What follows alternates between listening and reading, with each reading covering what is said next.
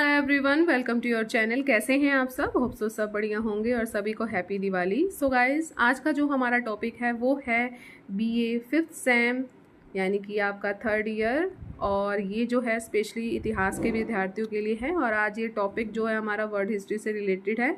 ये रहेगा आज का पार्ट 3। पहले आप दो पार्ट्स हैं उनको देख लीजिए और उसके बाद ये आज का पार्ट 3 देखेंगे, तभी आपको ये वीडियो समझ आएगी और आज ये चैप्टर आपका समाप्त हो जाएगा।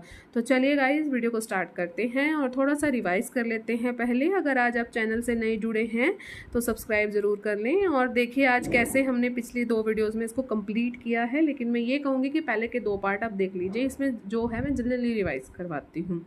देखिए, मैंने आपको ये बताया था कि यूरोप में जो है सामंतवाद का उदय हुआ, कैसे उसका पतन हुआ, पुनर्जागरण आया, धर्म सुधार आंदोलन हुआ, किस तरह आर्थिक शक्तियाँ आई, फिर उसको ट्रांसफ़र किया अटलांटिक आर्थिक शक्ति में, पूंजीवाद का उदय हुआ, भौगोलिक खोजी हुई, इसके बाद जो है पूंजीवाद, वाणिज्यवाद, ऐसी घटनाएं थी जैसे एक नए युग का जो है आरंभ हो चुका था। सबसे ज़्यादा जो है अहमियत रही है आपकी भौगोलिक खोजों की रही है। इससे बहुत ज़्यादा जो है साम्राज्यवाद जो है बढ़ चुका था, क्योंकि एक तो आप कहते हो ना कि आप स्थल में जो है अपने उपनिवेशों को बढ़ा रहे हो, लेकिन जब आपके कहते हैं कि भौगोलिक खोजें जैसे उत्पन्न होने लग गई थी तो आप समुद्र में भी अपने उपनिवेश स्थापित करने लग गए। तो इससे ना बहुत ज़्यादा ना विस्तार होने लग गया था भौगोलिक खोजों के बाद, और जो आपका माइंड है ना वो बहुत ज़्यादा ब्रॉड होने लग गया था। इसके बाद जो है आपका नेक्स्ट टॉपिक था कि पुरानी औपनिवेशिक व्यवस्था के उदय के लिए जो उत्तरदायी परिस्थितियाँ, ऐसी कौन कौन सी कंडीशंस उस समय उत्पन्न होने लग गई थी कि जिस तरह इसकी ना इस चीज़ का उदय हुआ है, औपनिवेशिक व्यवस्था का उदय हुआ। तो कुछ कारण जो अभी मैंने आपको बताए हैं वही थे, और कुछ ऐसे जो कारक हैं जिनको आपको डीप में जानना है। सबसे पहले है कुस्तुनतुनिया पर जो है आपके तुर्कों का अधिकार हो गया था। इसको मैंने बहुत अच्छे से आपको करवाया था। पूर्वी देशों के जो है व्यापार का महत्व बहुत अधिक बढ़ चुका था उस समय, इस कारण जो औपनिवेशिक व्यवस्था जो है उत्पन्न होने लग गई थी।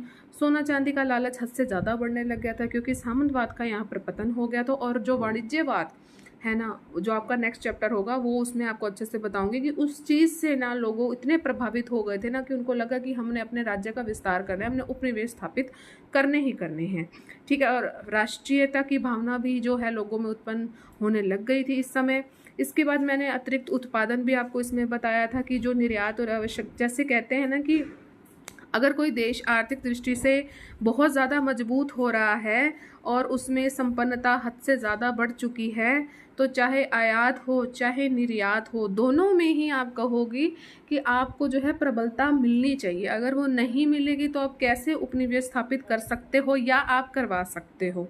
ठीक है, तो इसी कारण यही हुआ कि जैसे औपनिवेशिक व्यवस्था आई तो जो उपनिवेश थे वो ज़्यादा से ज़्यादा स्थापित होने लग गए थे और वो नए नए क्षेत्रों में होने लग गए थे, और आयात भी और निर्यात भी पर्याप्त होता था। मानचित्रों में सुधार होने लग गया था, क्योंकि भौगोलिक खोजों के कारण भौगोलिक स्थिति बिल्कुल स्पष्ट हो गई थी। इसके बाद मैंने आपको तकनीकी का विकास बताया था, तोप खाने का महत्व बताया था। इसमें मैंने बताया था कि चीन में बारूद का आविष्कार बहुत ज़्यादा होने लगा, और पुर्तगाल और स्पेन का जो योगदान था इसमें जो ज़्यादा रहा है, क्योंकि राजकुमार इसमें हेनरी थे। उनको हम यूरोप के क्या कहते थे, दी नेविगेटर के नाम से हम इनको जानते थे। इसके बाद मैंने आपको ये बताया था कि पुरानी औपनिवेशिक व्यवस्था का अर्थ और स्वरूप क्या है, कि क्या बताया था कि जो शक्तिशाली राज्य है अगर किसी दूसरे राज्य पर अधिकार कर लेता है, चाहे वो राजनीतिक तौर पर हो या आर्थिक तौर पर, तो उसको हम पुरानी औपनिवेशिक व्यवस्था कहते हैं। इसी में मैंने आपको जो बताया था कि नाविकों के बारे में बहुत अच्छे से बताया था। पार्ट 2 अच्छे से देख लेंगे, ये सब मैंने आपको अच्छे से बताया था। ठीक है, फिर मैंने आपको स्पेन की औपनिवेशिक व्यवस्था के बारे में बताया था कि क्योंकि यही सबसे आगे थे, और कोलंबस के बारे में बहुत अच्छे से मैंने आपको इसमें बताया था कि कोलंबस की इसमें क्या भूमिका रही थी, क्योंकि ये स्पेन से रिलेटेड था और इसने किस चीज़ की खोज करी थी। कमेंट सेक्शन में आप लिखेंगे कि कोलंबस ने किस चीज़ की खोज की थी और किस द्वीप पे सबसे पहले पहुंचे थे भारत न होकर। ठीक है, और स्पेन औपनिवेशिक व्यवस्था की शुरुआत फिर किस तरह स्थापित हुई कि अगर वहाँ पर अगर भौगोलिक खोजें उत्पन्न हो गई हैं तो उसके बाद उपनिवेश उन्होंने कैसे कैसे वहाँ पर जो है व्यवस्था सुचारू रूप से शुरू कर दी थी। तो आज का जो हमारा पार्ट 3 है वो रहेगा पुर्तगालीय उपनिवेश व्यवस्था, कि पुर्तगाल में किस तरह की उपनिवेशिक जो है व्यवस्था शुरू हुई थी। चलिए अब यहाँ से आपका वीडियो जो है आज का जो है पार्ट 3 स्टार्ट करते हैं। चलिए, 15वीं शताब्दी में पुर्तगाल के बारे में कहा जाता है कि उसके पास क्या था, एक लंबा समुद्री तट था। मछली पकड़ना, समुद्री यात्रा में जो है आपकी बहुत हद तक अच्छी विशाल जनसंख्या थी, और सामंती हस्तक्षेप से पूरी तरह एक जो है पूरा का पूरा एक कह सकते हो कि व्यापारी वर्ग था। ठीक है, ये चीज़ें बहुत हैं करने के लिए। यहाँ पर अपना आयात निर्यात, अपना उपनिवेश आप अच्छे से स्थापित कर सकते हो। ये विशेषताएं हैं, और इस विशेषताओं के चलते समुद्री जो अन्वेषक थे, जो खोज करते थे, और खोजों में अभूतपूर्व उन्होंने सफलता हासिल की, और वे अटलांटिक व्यापार को हथियाने में क्या रहा, कामयाब रहा। ये चीज़ आपको ध्यान रखने की, पुर्तगाली जो है अटलांटिक व्यापार को हथियाने में क्या रहे थे, कामयाब रहे थे।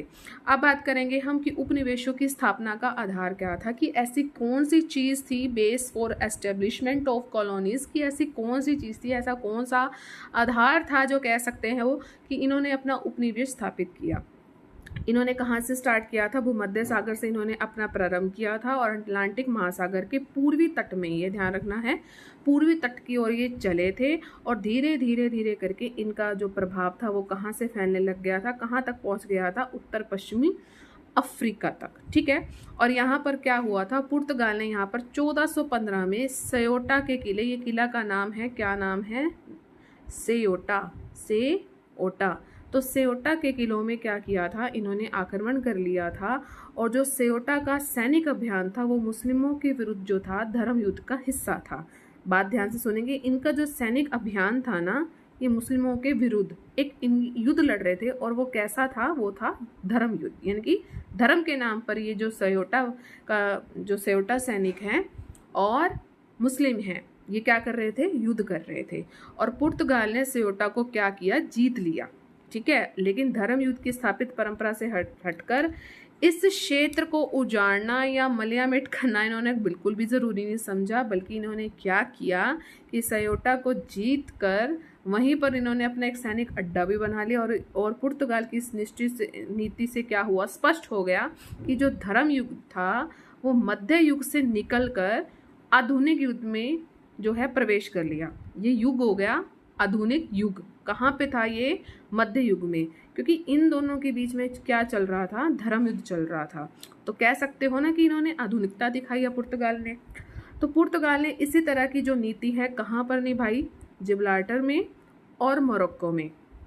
पहले यहाँ पे कहाँ किया अटैक इन्होंने, सेयोटा के किलों पे, इसके बाद जिब्राल्टर गए और मोरक्को, ये स्थान के नाम हैं जो आपको याद रखने हैं, और अपनी सैनिक और व्यापारिक गतिविधियों का केंद्र इन दोनों को भी बना लिया। किसको, जिब्राल्टर और मोरक्को को, और यही सही अर्थों में प्राचीन उपनिवेशवाद की शुरुआत की। आपको क्या याद रखना है कि जो पुर्तगाल ने सबसे पहले सेयोटा के किले पर, सेयोटा को इसने जीत लिया, और ईसाइयों से इनका क्या चल रहा था, मुसलमानों से क्या चल रहा था, धर्म युद्ध चल रहा था, और इन्होंने सेयोटा को जीत लिया था और उसको अपना सैनिक अड्डा बना लिया। इसके बाद इन्होंने जिब्राल्टर और मोरक्को पे भी अपनी इस नीति का यूज़ किया। अब बात करेंगे हम थोड़ी सी आगे कि अफ्रीका के जब उत्तर पश्चिमी तट पर इन्होंने जब अपना वर्चस्व स्थापित कर लिया, तो पुर्तगाल ने यहाँ पर उपनिवेश स्थापित कर दिए, और इन क्षेत्रों में उसे स्पेन की चुनौती भी मिली थी, क्योंकि हम वो पीछे पड़ चुके हैं। तो पुर्तगाल ने 1479 में अल्का कोवास की कूटनीति संधि द्वारा इसको सुलझा लिया था। इस संधि का नाम आपको बच्चे याद रखना है, और इस संधि के अंतर्गत इन दोनों देशों ने विभिन्न तटीय क्षेत्रों का बंटवारा कर दिया। किन्होंने, पुर्तगाल ने और स्पेन ने। तो इस संधि का नाम याद रखना है, और कब हुई वो याद रखना है, 1479 में। ठीक है, तो इन दोनों में संधि हुई, और इन दोनों ने अपने तटीय क्षेत्रों का क्या कर लिया, बंटवारा कर लिया, और अन्य किसी देश के विरुद्ध मिलकर कार्य करने का फैसला लिया। इस संधि में ये प्रावधान भी था कि दोनों देश एक दूसरे के जो व्यापारिक अन्वेषक है, या जो जहाजी बेड़े वाले जहाज हैं, उसको क्या करेंगे, वो सुरक्षा भी देंगे, और यूरोप व अफ्रीका के क्या रहेंगे, तट से वो बिल्कुल दूर रहेंगे। तो ऐसा क्या होगा, अगर वो एक दूसरे का सहयोग कर रहे हैं तो ऑब्वियस सी बात है कि उनमें जो कंपटीशन है वो कम हो जाएगा। और उनका एक नाविक था, गोल्ड कोस्ट तक, अंगोला तक पहुँचे थे। ठीक है, तो इतना ही जो है मैं कहूँगी, आप इतना ही याद रखें कि इनके बीच में क्या क्या हुआ था, और नींव किस तरह पड़ी, क्या इनका आधार था, उपनिवेशों की स्थापना का क्या क्या आधार रहा था। तो पुर्तगाल के बारे में इतना ही जानना ठीक रहेगा। चलिए आगे बढ़ते हैं। नेक्स्ट है आपका, ब्राज़ील पर अधिकार कैसे हुआ। पुर्तगालियों की जो ब्राज़ील खोज थी वो नियमित जो कहते हैं ना कार्यक्रम का हिस्सा नहीं थी, ऐसे ही उन्होंने खोज ली थी, ठीक है। तो ऐसे उनको मिल गई थी। और जो है ये ब्राज़ील ना आगे चलकर क्या रहा, ये ब्राज़ील आगे चलकर पुर्तगालियों का विश्व में सबसे महत्वपूर्ण उपनिवेश बना। यानी कि इन्होंने अपनी साम्राज्यवादी नीति का यहाँ पे बहुत हद तक यूज़ किया और इन्होंने ऐसे ही इसको ढूंढ लिया था। ये एकदम से हुआ था, किसी कहते हैं ना कि इसको कोई कहते हैं कि इसमें कोई प्लानिंग नहीं की गई थी। तो प्रारंभ में पुर्तगालियों को यहाँ सोने चांदी और अन्य कोई जो है बहुमूल्य धातु नहीं मिली थी, लेकिन कुछ हताश भी हुए थे यहाँ पे। अब इसके बाद इस क्षेत्र के संसाधनों की ओर इनका ध्यान गया। इन्होंने क्या किया, सोने चांदी को, जो बहुमूल्य चीज़ें थी उनको चीज़ों को छोड़ दिया और ये यहाँ के संसाधन की ओर जैसे मूव ऑन करने लगे और इनका जो क्या किया, इनका बहुत ज़्यादा यूज़ करने लगे, दोहन करने लगे और इन संसाधनों को पूरी तरीके से इन्होंने अपने कब्जे में ले लिया था। सबसे पहले जानेंगे कि वो संसाधन कौन कौन से थे जो इन्होंने अपना हक जमाया था। सबसे पहले थी आपकी इमारती लकड़ी। इसमें क्या था कि पुर्तगाली लोगों को ब्राज़ील में इमारती लकड़ी बड़े पैमाने पर बहुत ज़्यादा मिल रही थी, जिससे पुर्तगाल को लाभ हो सकता था।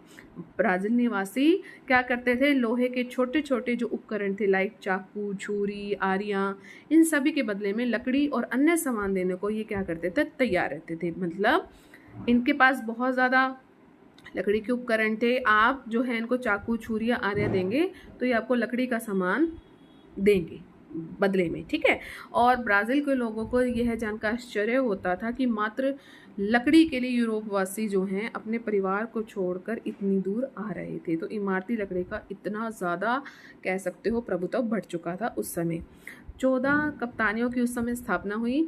ब्राज़ील में एक तो लकड़ी व्यापार था, उसके मुद्दे पर पुर्तगाल और फ्रांसीसी में क्या हुआ, भयंकर युद्ध हो गया, क्योंकि इसकी जो मात्रा थी ब्राज़ील में बहुत ज़्यादा थी। तो इन दोनों में, पुर्तगाल और फ्रांसीसियों में बहुत गंदा युद्ध हुआ था और इसमें जो क्या थे, जो पुर्तगाल थे वो विजयी रहे और उन्होंने यहाँ पर अपनी बस्तियों की स्थापना कर दी। फिर बात क्या हुई कि 1534 ईस्वी में पुर्तगाल के राजा ने इन बस्तियों को 14 आनुवंशिक कप्तानियों में विभाजित कर दिया। 14 मतलब ना उन्होंने आनुवंशिक कप्तान दे दिए कि भाई कि ये विभाजित हो गए 14 भागों में, ठीक है। और राजा ने क्या किया था, मालिकाना अधिकार और स्थानीय लोगों को गुलाम बनाए रखने का अधिकार भी दे दिया। मतलब 14 कप्तान बना दिया और उनके जितने भी अधिकार में जितने भी लोग आते हैं ना सॉरी, तो आप उनको क्या कर सकते हो, गुलाम बना सकते हो।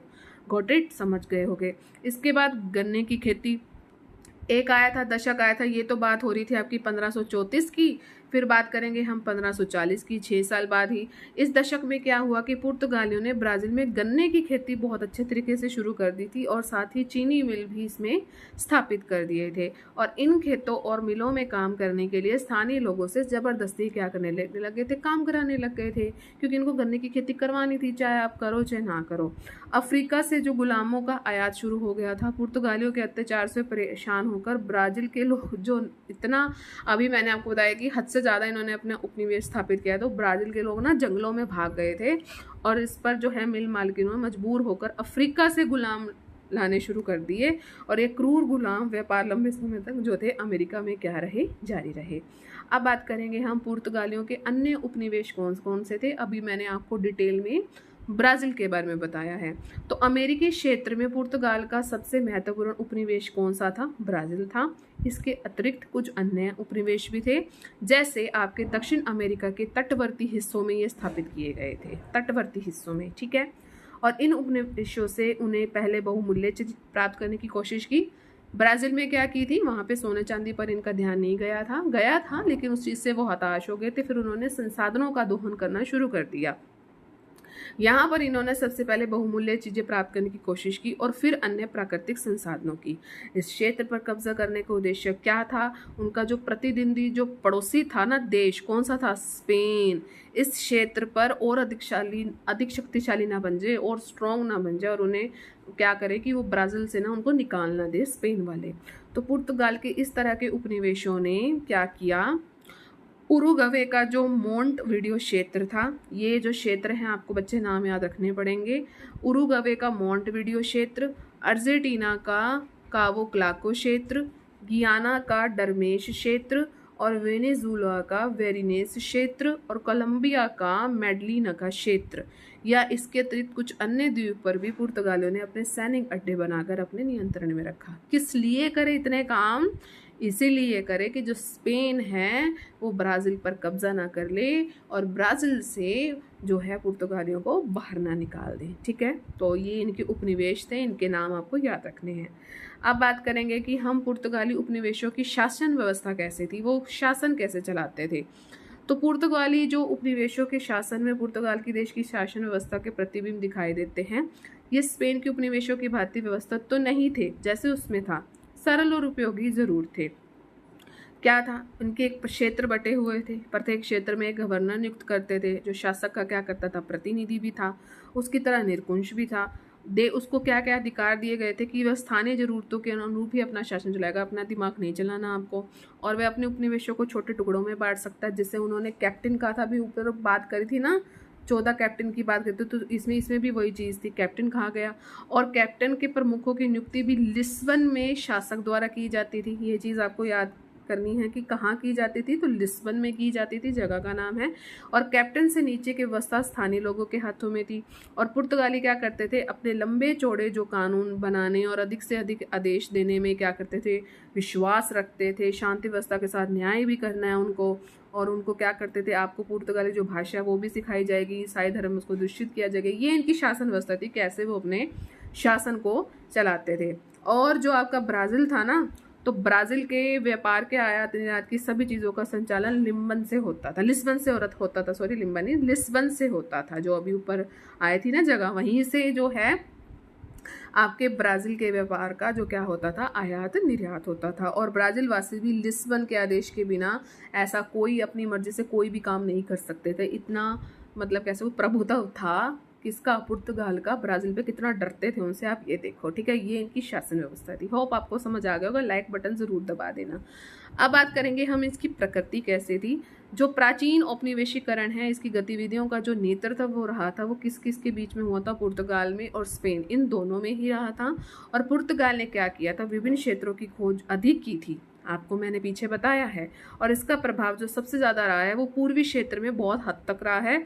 और अमेरिकी क्षेत्र में उसने अपने जो अधिक उपनिवेश हैं किसके बने हैं, वो रहे हैं आपके स्पेन के रहे हैं। लेकिन पुर्तगाल ने ज़्यादा खोजों पे अपना ध्यान दिया है। और औपनिवेशन की इस प्रक्रिया में पुर्तगाल का ध्यान पहले किस पे था, सोना चांदी बहुमूल्य चीज़ों पर। लेकिन स्पेन की ऐसी मंशा नहीं थी, उसका प्राकृतिक संसाधनों का दोहन प्रारंभ उन्होंने करना शुरू कर दिया था। कया तो ब्राज़ील में भी था लेकिन वो कुछ कर नहीं सकते थे। पुर्तगाल और स्पेन के जो प्रत्यक्ष हित है वो हल नहीं होते थे, उन पर नियंत्रण बनाना बहुत ज़रूरी समझते थे ताकि वो दूसरे के क्षेत्र में स्थापित होने का उनको मौका ही ना मिले। दोनों के जो उपनिवेश थे का प्रयोग व्यापारिक मंडियों के रूप में कर सकते थे कि वो यहाँ से कच्चा माल ले जाकर तैयार माल इसमें नहीं बेचते थे। दोनों शक्तियाँ जो थी 18वीं शताब्दी में जाकर कमज़ोर पड़ गई थी, क्योंकि इन्हें इंग्लैंड, फ्रांस, हॉलैंड के द्वारा व्यवसाय प्रतिस्पर्धा में क्या कर दिया था, हरा दिया गया था। तो ये चीज़ें हैं। अब देखेंगे कि हम जो आपकी प्राचीन औपनिवेशिक व्यवस्था है उसका अमेरिका पर क्या प्रभाव पड़ा। अमेरिका पर इतना नहीं खास है, लेकिन हम पढ़ेंगे कि नए समुद्री मार्गों का खुलना, यहाँ पर आपके समुद्री मार्ग और खुल चुके थे 14वीं शताब्दी में। ठीक है, और अधिकतर जो अंतर्राष्ट्रीय व्यापार जो था पहले थल मार्ग से होता था, लेकिन समुद्री मार्ग से हुआ कि जो व्यापार था एक महासागर से आगे नहीं जाता था। ठीक है, तो इस काल में विभिन्न महासागर और क्षेत्रों की सीमाएं जो है बिल्कुल समाप्त हो चुकी थी। बात हो रही है यहाँ पर 14वीं शताब्दी तक। और बहुत बड़े स्तर पर आप खोज अभियान चलाए गए, नए नए क्षेत्रों में मार्गों की जानकारी मिल चुकी थी और विभिन्न सागरों के बीच में आंतरिक जो है आपके समुद्री मार्ग भी यहाँ पर खुल चुके थे। ठीक है, और यूरोप में जो आपके सोने चांदी का बहुत ज़्यादा आयात होने लग गया था। स्पेन और पुर्तगाल के क्षेत्र में उपनिवेश स्थापित करने पर जो है बहुत ज़्यादा एकत्रित करने लगे थे सोना चांदी बहुमूल्य धातु। उन्हें मैक्सिको, पेरू, ग्वाटेमाला, अर्जेंटीना, इन सभी से आपको क्या मिलने लगी, इन सब दोनों को सोना चांदी की जो है धातुओं की खानें मिलने लगी। उपनिवेशों की स्थापना बहुत ज़्यादा होने लगी थी कि पुर्तगाल और स्पेन के नाविकों ने खोज अभियान क्षेत्र को नए मार्गों द्वारा जोड़ा है। जो इनके हैं ना नाविक, उन्होंने नए मार्गों के साथ जोड़ा है। उसके बाद स्पेन और पुर्तगाल से बड़ी संख्या में लोग इन क्षेत्रों में भी गए और नैतिक और अनैतिक नियमों की परवाह नहीं करी और अमेरिका के भूविस्तृत भागों पर इन्होंने क्या कर लिया, कब्जा कर लिया। होप आप समझ रहे होंगे। अमेरिकी फसल का यूरोप में आगमन होने लग गया था कि यहाँ की फसलें जो थी वो अलग अलग तरीके की होती थी। यूरोप वासियों को अमेरिकी क्षेत्रों से चाय मिलती थी, मक्का मिलता था, कॉफ़ी, आलू, तंबाकू, नील, ये सभी फसलें मिलती थी। और यूरोप वासियों ने इन फसलों का व्यापार करके बहुत ज़्यादा लाभ कमाया था उस समय। और धीरे धीरे इसको उगाना भी शुरू कर दिया। तो अमेरिकी फसलों का यूरोप में आगमन शुरू हो गया। बिल्कुल लास्ट आ गए हम। नव साम्राज्यवाद का मार्ग जो है प्रशस्त हो गया था। किस तरह? इसी साम्राज्यवाद ने नई तरह के साम्राज्यवाद की इसमें नींव भी रखी, जिसका अधिक विस्तार कहाँ पर हुआ था? ब्रिटेन में, फिर हुआ था आपके फ्रांस में, फिर हॉलैंड में।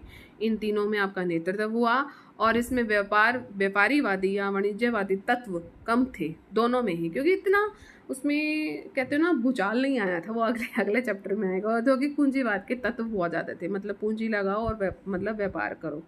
इसके अंतर्गत विभिन्न देशों ने उपनिवेशों से क्या किया था? कच्चा माल बहुत हद तक लिया था और माल को जब तैयार कर लिया उनको क्षेत्रों को बाजार जाकर उनको बनाकर बेचना था। बस इनका यही काम था। और इस उत्पादन प्रक्रिया में वो ये चाहते थे कि मजदूरी भी ना हम इनसे ही करवाएं, लेकिन जो मजदूरी हो ना तो वो भी सस्ती मिले। नव साम्राज्यवाद की प्रवृत्ति ने प्राचीन उपनिवेश शक्तियों को कमजोर बना दिया, क्योंकि ये वे लाभ और व्यापारिक प्रतिस्पर्धा में कमजोर थे और अपनी जहाजरानी व्यवस्था पर अधिक खर्च नहीं कर सके। तब ये नव साम्राज्यवाद आ गया। ठीक है, इनकी तरह नहीं थे, थोड़े ही हटके थे और आप देख रहे हो कैसे थे। तो प्राचीन औपनिवेशिक व्यवस्था और जो है धराशी हो गई और उसकी जगह नव साम्राज्यवाद आ गया। ठीक है, तो इस तरह ये चैप्टर आपका समाप्त हुआ। तो कैसा लगा ये सेशन? मुझे उम्मीद है अच्छा लगा होगा। अगर आपको अच्छा लगा है तो प्लीज़ आप लाइक ज़रूर करें। लाइक सभी करें जितने देखते हैं ना। अगर मान लीजिए कि 100 व्यूज़ होते हैं तो 100 तो लाइक बनते ही हैं। तो लाइक ज़रूर करके जाएं, शेयर मैक्सिमम करें और सब्सक्राइब का रेड बटन ज़रूर प्रेस करें, ऑल पर ज़रूर क्लिक करें, ताकि चैनल पर जितनी भी वीडियोस आएँ उसकी नोटिफिकेशन आपको टाइम टू टाइम मिलती रहे। तो मिलेंगे अपने नेक्स्ट सेशन में और बहुत ही यूज़फुल रहेगा। ठीक है, तो मैंने जो है चैप्टर को स्टार्ट किया हुआ था कि भारत में यूरोपियों का आगमन। ठीक है, तो अब हम कल करेंगे कि किस तरह जो है अंग्रेज़ों और फ्रांसीसियों में 3 कर्नाटक युद्ध हुए थे। ठीक है, और इसी तरह जो है आपका अगला चैप्टर रहेगा वाणिज्यिक क्रांति। तो अलग अलग चैप्टर आपको पता है, वर्ल्ड हिस्ट्री भी चल रही है, मॉडर्न हिस्ट्री भी चल रही है, प्राचीन इतिहास भी चल रहा है। तो सबकी प्लेलिस्ट अलग अलग है। अगर आज आप चैनल पर नए आए हैं तो मैं आपको बता रही हूँ कि आप जो है डिस्क्रिप्शन बॉक्स भी चेक कर सकते हैं और प्लेलिस्ट को भी चेक कर सकते हैं। अगर आप बीए के विद्यार्थी हैं, चाहे आप किसी भी सेमेस्टर से हैं, तो आप चेकआउट कीजिए और अपनी तैयारी को जारी रखिए। चलिए मिलेंगे अपने नेक्स्ट सेशन में। Till then thank you so much for watching. Bye bye guys and take care.